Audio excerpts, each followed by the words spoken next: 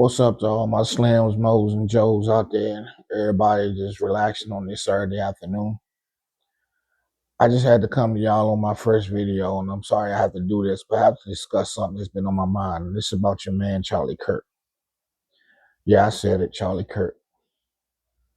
Now, a lot of y'all don't know who Charlie Kirk is, and if y'all did, y'all probably found out, unfortunately, after his assassination. And I want to send my condolences to his wife and to his kids and to his family and everybody like that.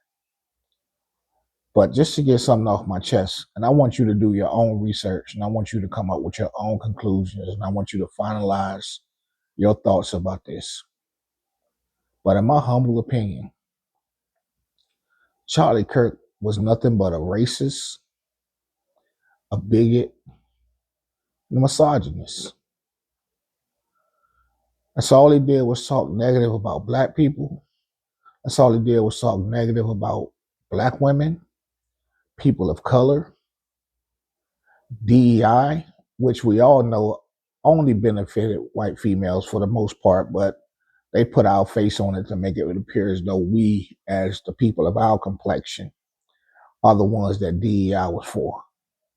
But in actuality, DEI completely benefited white females. I'm just going to give you that fact. You can look it up yourself. And again, everything that I'm telling you, I want you to look up for yourself. Now, with that being said, you have to ask yourself one question, or a couple of questions.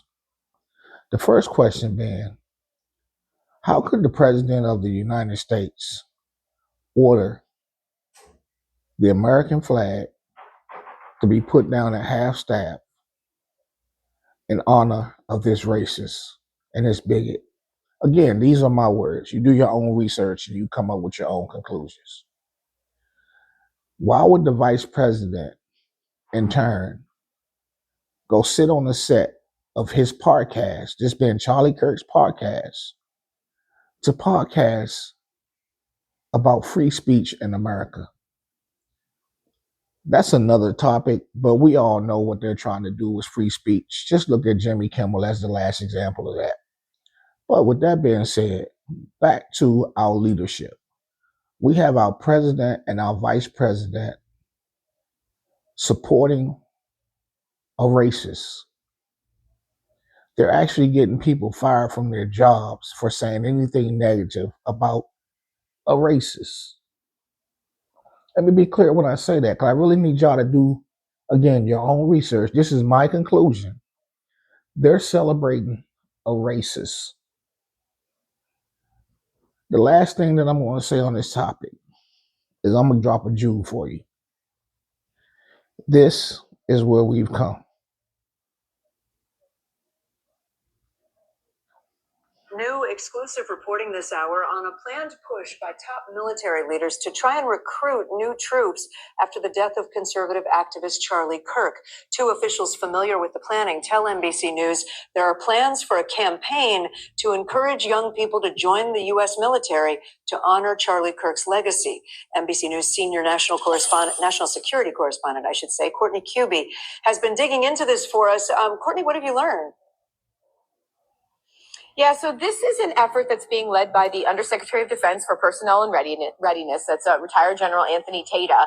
The goal here is to look at whether they can use Charlie Kirk's legacy as essentially a national call to service. And that would include potentially things like mottos like, we need to grow a generation of warriors in honor of Charlie.